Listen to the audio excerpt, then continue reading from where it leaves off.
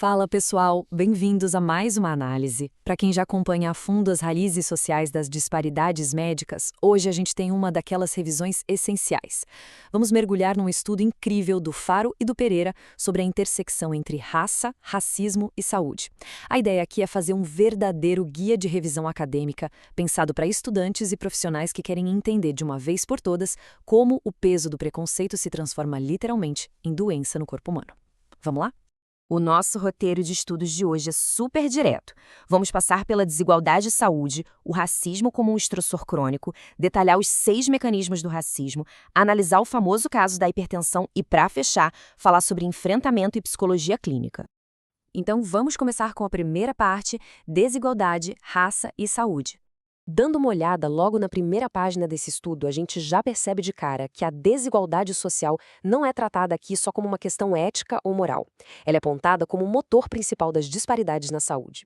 O artigo deixa muito claro que, em sociedades pautadas pela racialização, a desigualdade atua como uma máquina que cria e mantém o adoecimento crônico o tempo todo. E aqui tem um conceito que a gente precisa ter na ponta da língua. O Projeto Genoma Humano já aprovou que compartilhamos mais de 99% do nosso DNA. Ou seja, raça não existe na biologia. Biologicamente falando, é um mito absoluto. A raça é estritamente uma construção social e histórica criada para estratificar a sociedade, para colocar uns acima dos outros. Já a etnia se refere às origens socioculturais e aos traços compartilhados. Ter isso em mente é crucial para entender que o problema não está na nossa biologia, mas sim nas hierarquias que a sociedade inventou. E é exatamente por isso que a gente precisa de uma lente dupla para estudar esse assunto. Funciona assim. No nível macro, a gente olha para os dados epidemiológicos brutos, que mostram taxas absurdas de mortalidade e doenças crônicas nas minorias raciais. Mas a gente não pode parar aí. No nível micro, a gente precisa da psicologia social para entender a experiência de marginalização, aquele estresse do dia a dia, sabe? Para compreender de verdade a saúde das minorias, essas duas lentes têm que trabalhar juntas. Avançando para a parte 2. Racismo como estressor crônico. Pessoal, tem um conceito aqui, originalmente cunhado pelo Lopes em 2005, que bate muito forte: a desesperança de vida ao nascer. Pensa no peso gigantesco dessa frase. Ela traduz a altíssima probabilidade de que pessoas de minorias raciais já vão nascer e crescer em ambientes extremamente prejudiciais. Isso gera tantas vulnerabilidades que literalmente encurta a vida dessas pessoas. Não é o DNA delas que está fazendo isso, é o destino cruel traçado pelo estresse ambiental constante. E olha que armadilha perigosa a gente encontra em muitas pesquisas de saúde. Vários estudos medem o adoecimento comparando os dados de não brancos com os dados de brancos. Isso é um exemplo clássico da ideologia da branquitude em ação, servindo como uma linha de base invisível de superioridade. O grande risco aqui é criar a ilusão de que a raça da pessoa é a causa da fragilidade dela. Mas a verdade nua e crua é que a doença surge justamente por essa pessoa ser excluída do grupo que detém o privilégio social. Para ficar bem claro como essa estrutura é profunda e enraizada, o material original traz um estudo brasileiro que é de cair o queixo. Os pesquisadores mostraram fotos de várias pessoas diferentes para os participantes. E o resultado?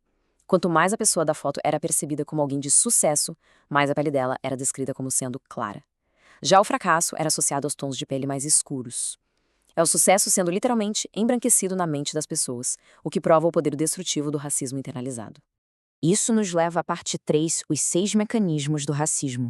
Baseado no modelo clássico da pesquisadora Nancy Krieger, a gente vê que o racismo atua como um bombardeio em 6 frentes principais. Primeiro, ele causa escassez econômica. Segundo, empurra as minorias para ambientes de maior exposição a fatores tóxicos.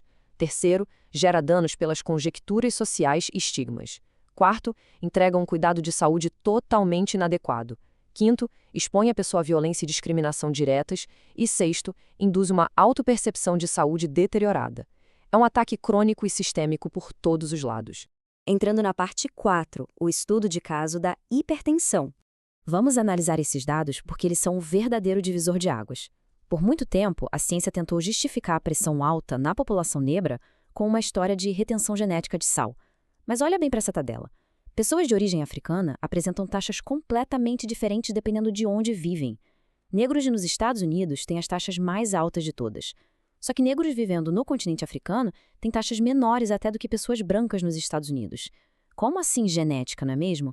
A conclusão é óbvia e derruba qualquer mito biológico de uma vez por todas. Essa discrepância enorme na hipertensão prova que o que realmente impulsiona a doença cardiovascular não é a genética, mas sim a exposição crônica e implacável a uma sociedade racista e estressante. A biologia sofre os danos diretos de um contexto social totalmente adverso. E, finalmente, chegamos à parte 5, enfrentamento e psicologia clínica. Tudo isso levanta uma pergunta essencial para quem vai estar lá na linha de frente do atendimento clínico. Como é que um psicólogo ou médico avalia uma dor que não vem apenas de traumas individuais, mas que é o resultado cumulativo de anos de racismo institucional e microagressões diárias? Para entender o tamanho desse desafio, a revisão cita um fenômeno muito cruel, documentado pelo Harel nos anos 2000, conhecido como minha percepção contra a sua. Sabe o que é isso? É quando a vítima relata uma agressão racista e o ambiente exige na mesma hora que ela prove o que aconteceu. A sociedade simplesmente invalida a dor da pessoa, questiona a realidade dela e joga a culpa de volta para a vítima. É revoltante. E essa invalidação cria uma segunda camada de dano psicológico fortíssima. O estresse não vem só do racismo em si, vem do que acontece logo depois. A pessoa que sofreu a discriminação acaba recebendo rótulos horríveis. No dia a dia, e às vezes até nos serviços de saúde, essas vítimas são taxadas de paranoicas, de manipuladoras ou de supersensíveis. O sofrimento mental é multiplicado por 2. Mas aí a gente tem uma virada fascinante na análise. Se historicamente a raça foi construída como alvo da opressão, o desenvolvimento da identidade racial se torna um escudo psicológico maravilhoso. A identidade racial é aquele sentimento subjetivo de pertencer a um grupo, compartilhar cultura, valores e reconhecer que aquela dor não é uma falha sua, mas uma experiência coletiva onde existe suporte mútuo. Até essa identidade bem consolidada é criar uma verdadeira armadura para a mente. Os pacientes que têm esse pertencimento forte apresentam níveis muito maiores de autoestima e um bem-estar psicológico muito melhor. Sabe por quê? Porque eles conseguem legitimar suas experiências dentro do próprio grupo, desabafando e validando a dor, sem o medo de serem chamados de paranoicos. Esse senso de comunidade amortece drasticamente o impacto daquele estresse crônico que o racismo tenta empurrar a goela abaixo todo santo dia. Amarrando todas essas ideias com as conclusões do estudo, fica nítido que a psicologia social e a epidemiologia precisam andar totalmente de mãos dadas.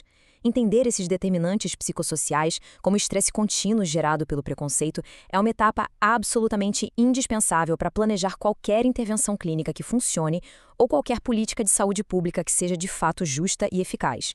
Para encerrar nossa análise com chave de ouro, o estudo deixa uma provocação central para a gente pensar bastante. Se a gente já sabe com dados concretos que a estrutura social desigual molda literalmente a nossa biologia através do estresse, como os futuros profissionais de saúde vão conseguir tratar um paciente de forma completa sem tratar também as iniquidades da própria sociedade? É de explodir a cabeça, não é? Vamos continuar questionando tudo isso e aprimorando o nosso olhar. Até a próxima análise, pessoal!